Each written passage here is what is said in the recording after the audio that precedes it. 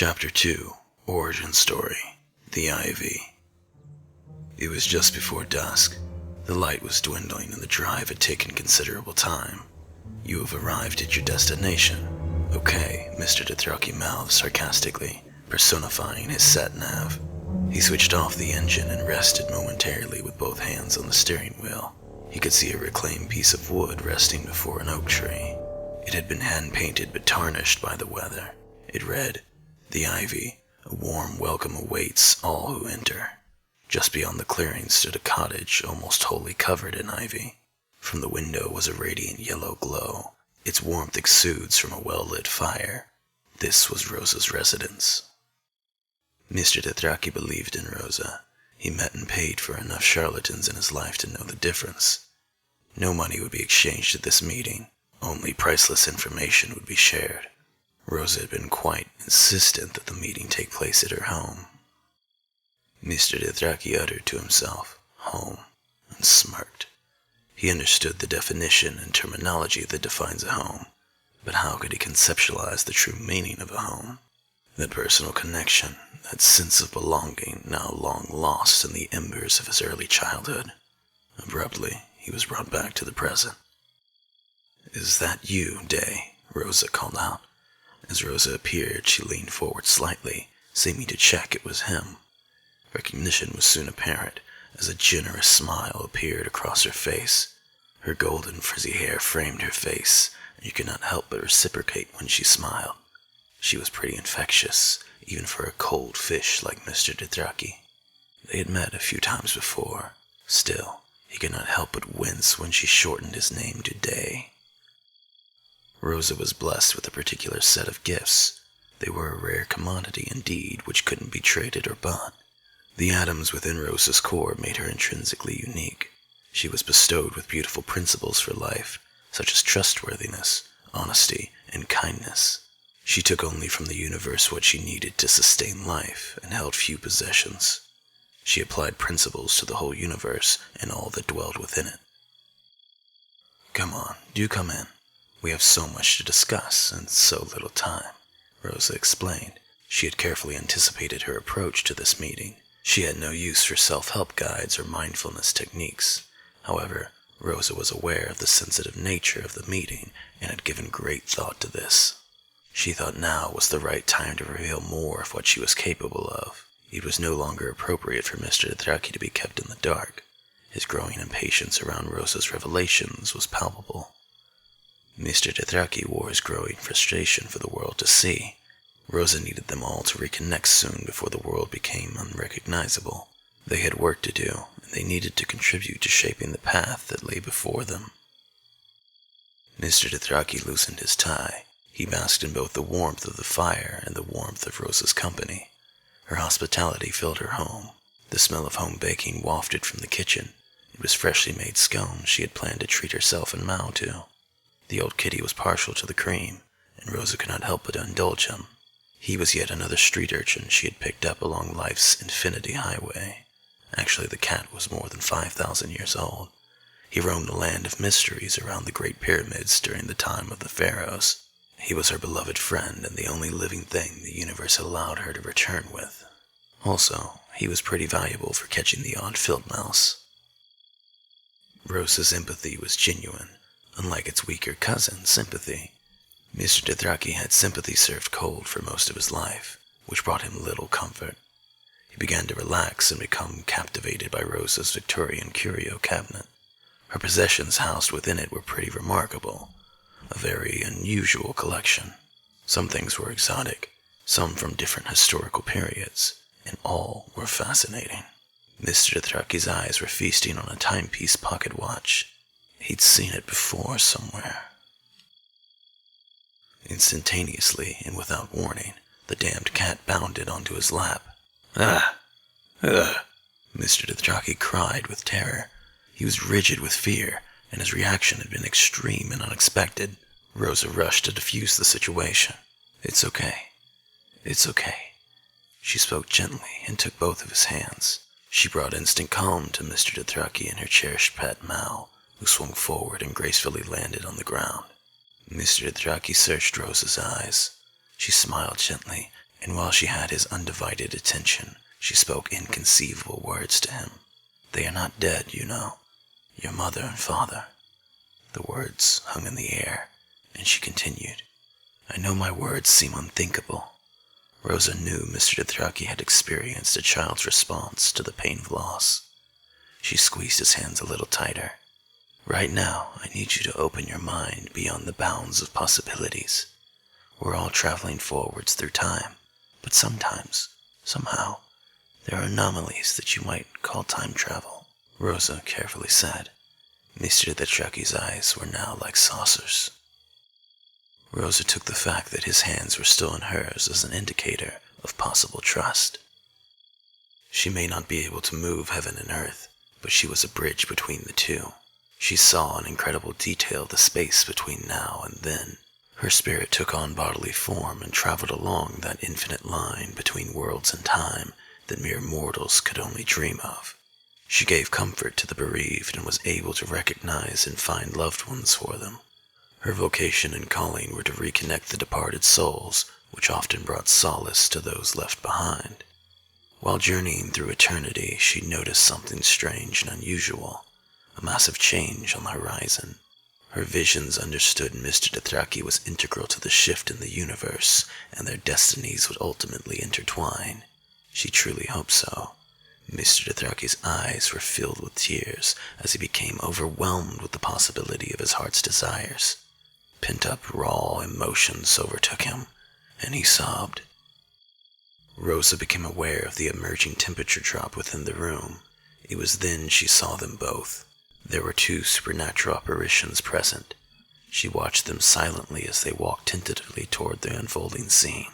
Without Mr. Dothraki's knowledge, his mother held out her arms longingly to comfort her son. Rosa recognized the resemblance between the figure standing beside her. She knew it to be Mr. Dothraki's father. The two visions could only agonize helplessly, witnessing their son's pain. He had to grapple with a new reality. It was such a leap of faith. He had so many questions. The most critical one uttered in a single word. "How?" The male phantom turned to his wife and whispered proudly, "That's my boy." Rosa's heart took a picture. She recognized the momentous occasion for this peculiar little family, and the impact it would eventually have on us all. "I feel them," Mr. Dothraki said through his tears. "They're here. Yes, they are both here, and we have so much to do," Rosa clarified. "First things first, did you manage to get the old orphanage?" Mr. Dothraki had not discussed this with Rosa and looked surprised. Yes, I did," he said. Rosa interjected, "You know that how question? It can only be answered by returning back there." Rosa had recognized a shift in mood during the approach to the orphanage. Her visions of the place were focused on a lab where his parents had secretly carried out their work. With good reason, there was a need to keep all their work secret. Unquestionable people believe anything or anyone has a price. The forces of finance in all its guises thread intrinsically throughout the world, propelling people and dividing them into haves and have-nots, a mighty instrument played by the few. These people would do anything to hold the knowledge his parents had discovered. She pressed Mr. Dothraki again for any memories of his parents' lab. "Rosa, I don't remember. How many times do I have to tell you?" He was beginning to spiral, and his mental health was struggling with their new revelations. They traveled with great haste and spoke a few more words along their journey. Perhaps now action would overtake conversation, and Mr. Dothraki believed in productivity. Besides, enough had been said, and words did not comfort his overly curious mind. Once inside the orphanage, Mr. Dothraki dragged an old table into the center of what was the orphan's dining room. They rolled out the blueprints for the building. He placed the hefty set of keys on the table to hold down one of the corners of the plans. Rosa held the other, and together they pored over it, searching for anything that resembled a lab. "What about the outbuildings?" Mr. Dothraki asked. Rosa shook her head. It had to be here, in the Gothic monastery, the same building that became the orphanage. The connection was clear, but where was it? "What about this, beneath the dormitories through the corridor?" Mr. Dothraki tapped the blueprint to indicate the possible location. I think you're right. Rosa couldn't contain her excitement and set off. The basement smelled damp, and they could hear dripping water. Mr. Dothraki was becoming very uncomfortable and began stimming to self-soothe, tapping his thumb and forefinger together over and over. Come on, dearie. Almost there. Rosa recognized the actual door from her visions. The sign on the door was simplistic in its design. It simply read, "Private." In her eagerness, Rosa attempted to turn a handle before Mr. Dothraki. "It's locked. It's locked." He snapped at Rosa. In her response, she turned calmly and said, "You have the keys, dearie, remember?" Yes, he replied and shot back to the dining room to retrieve the set of keys from the table. Once unlocked, a wind chime made a beautiful inharmonic sound above their heads. The sounds of the wooden tubes striking each other were enchanting. The draught from the corridor, the doors opening, set off the beautiful sounds, signaling, in a more appropriate setting, a time for reflection and meditation, although entirely out of place now. Rosa smiled, almost enjoying the delightful sounds. She took it as a sign the universe is always beside you. She attempted to share the moment with Day. Rosa explained, in 1100 BCE, they were thought to attract spirits, you know. Mr. Dothraki sighed. Sorry, what are you talking about now? Rosa thought maybe he hadn't heard her over the chimes. She was about to repeat it for him when he reached up and ripped the wind chimes from the wooden beam that held them. The chimes made an almost comical sped-up sound as its pipes and strings were caught up together. He smashed them repeatedly on the door frame, wooden splinters flying, and the chimes now strangled into silence. Mr. Dothraki smirked in Rosa's face and recounted the reason for his outburst. To us orphans up there, pointing upwards towards the corridor ceiling, we thought there was a ghost. Any time we heard those chimes, we shut our eyes in terror, thinking something worse than our miserable existence was coming to get us in the night. With that, he swung open the door, leaned in, and whispered in Rosa's ear, "After you, Rosa," suddenly aware of the danger she had now put herself in. The fragility of Mr. Dothraki's grip on reality was evident. All Rosa and Dothraki could do was stand side by side in total silence, taking in the scene before them. Their gaze, with laser-sharp focus, went in completely different directions. There was a heavy layer of dust covering everything in there. Mr. Dothraki began to cough, a loud hacking cough, and in an attempt to clear his airways. "Are you okay?" stammered Rosa. "I hate dust. The dirt in here is just too much," Mr. Dothraki replied. Too much was precisely correct. Mr. Dothraki was grasping that this lab, this workspace, had possibly been used throughout his time in the orphanage. How could all of this industry have occurred while up above the orphans carried out their daily routines? Could they really have been down here while he lay above, inconsolable in the Robins' dormitory? What kind of merciless bastards were these people? Why had they not bothered to come upstairs and offer help? He already knew the answer. The orphanage had been a cover, a smokescreen, a front for these people. Mr. Dothraki's anger started to build. He said as he spat on the floor, "The scientist." He made his way to the middle of the lab, much like an actor would take center stage. He began to take in and make sense of his surroundings while breathing in yet more dust. A large walnut desk was pushed up against the wall. The name plaque read, Dr. Strostig. A name badge on the lab coat bore the same name. He swiped the dust from a photo frame revealing a science graduation photograph. There were his mom and dad, either side of a man that matched the ID badge on Dr. Strostig's desk. He slammed the photo down, frame and all. He began to rummage in drawers and knelt in front of test tubes still containing various liquids. "What is this place?" he questioned out loud. The computers looked outdated. There were rows of shelves on the walls with carefully labeled jars. The whiteboard still had the pens and erasers attached. It was almost post-apocalyptic in appearance. In the corner stood a life-size mannequin on a stand wearing a suit, shirt, tie, and bowler hat, as if it was a tailor's window.